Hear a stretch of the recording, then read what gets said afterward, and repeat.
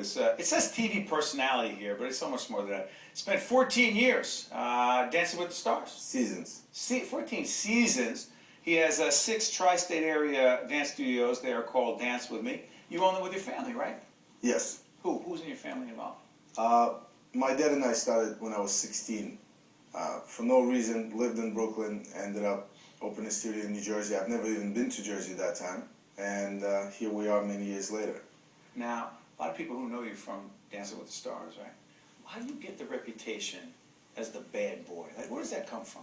I actually thought about this recently, leading up to this. I think it's because I was never trained to be anything but an athlete, you know, and especially growing. I was born in Ukraine. You started dancing at 4. I did, unfortunately. But while dancing, I also swam semi-professionally, played tennis, soccer, all of those things. And, you know, we never had the money. We never had, you know, things weren't given to us. And it's not a sad story. I had an amazing childhood. Whatever we lacked financially, we had an abundance of love. But whenever we had to do something, our dad, who I guess he and mom had me when they were 19, were trying to prove themselves as parents. And I feel like they instilled this idea of you have to be the best at anything you do. It's a little too extreme. And so, you know, I approach dancing with, if there's a trophy to win, you have to win it. Whatever it takes. At all costs? Nobody's going to judge you for how you get there. They're going to see the end result. 10, 15, 20 years from now, people don't remember, you know, what happened. They remember records. When I joined Dancing with the Stars, that was my approach. And I quickly realized that it's not the way it works on TV, and you should tone it down a little. How hard was that for you? It was impossible. What do you mean impossible? Well, because, you know, I get somebody that doesn't dance. You know, the format of it. A so-called star. You know, I was actually lucky to actually have had stars. I felt that I respected those people for what they've done.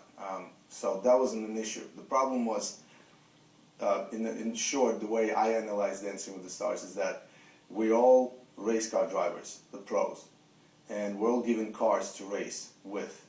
We don't have a choice in picking the car. So we just show up at the start line, somebody gets a nice Ferrari, and somebody gets a beat up Volvo from like 70s. And there's nothing you can do. You know, so with this, whatever it is that I get, I have to try to do my best to win. And a lot of times, I felt, looking back, I feel like I've tried to do it against, you know, my better judgment, and also it's like whether you like it or not, I'm going to drag you into that final, you know, and so that wasn't the approach that I needed to take. You must have learned a lot about yourself. Tell us exactly what Sway is. Sway is a dance production that we put on, again, just a passion project. Like everything else in our life, we do everything by accident. Who's we? My father, myself, my brother, we kind of, it's a sort of family thing. And, you know, we have people around us that we've accumulated over the years that we trust, that we love, that love us. And, you know, so there's quite a few of us now. Where is it playing out? We decided to do it in the small theater on Long Island. It's next to my Long Island location of my studios.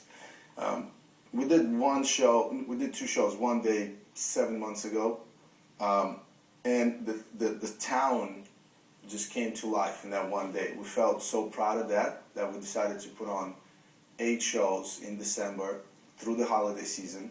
I remember when we came back to make this other deal with the theater, the guy from pizzeria across the street came over and he said, you know, I made a year's worth of business last time you were here.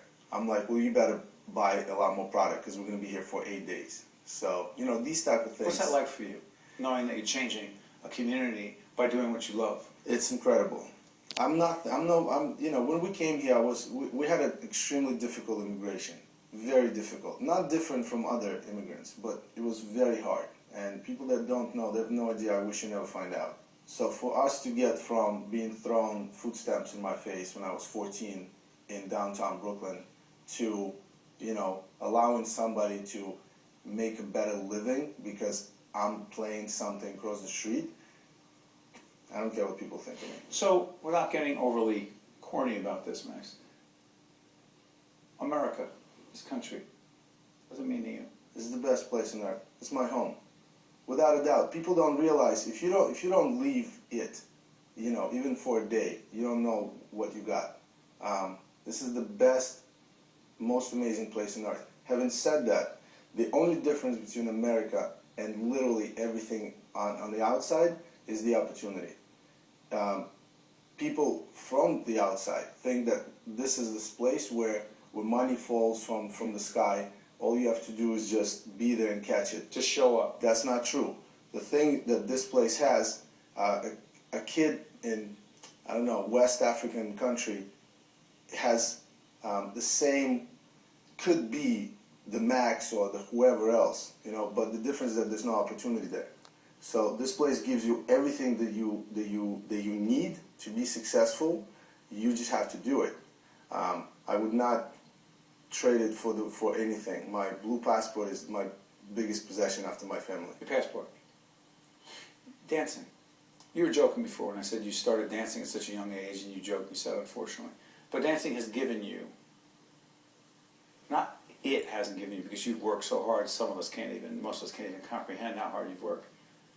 Without dancing, do you have any idea what your life would be? The same. Why would you say the same? Because, again, we grew up with our dad's a lot of phrases, and one of them was that it doesn't matter who you are, what your profession is, you have to find a way to be the best at it. The example that he would bring up is that if you're a janitor, no disrespect to janitors, you have to find a way to live the life that you want, to have the end result that you want, to have the means that you want. But wasn't it dancing that had you break out and become someone who was recognized in this It country? would have been swimming, hockey, mathematics, chemistry. I was a chemistry and biology major You since I was in have that, sorry, seventh grade. you have that level of confidence that if it wasn't dancing, it would have been any number of other things. It's not confidence. It's just the fact that it's inevitable. Success is not a matter of choice if you work. You know, I wrote something a couple of days ago. It's, you know, opportunities are only special if you don't think you will have other opportunities. I know that the opportunities are everywhere around us. You know, we just need to be smart, need to work hard, need to recognize them. And, you know, that's what we pride ourselves on. Before I let you out of here, final things you're pursuing that we need to know about, other goals.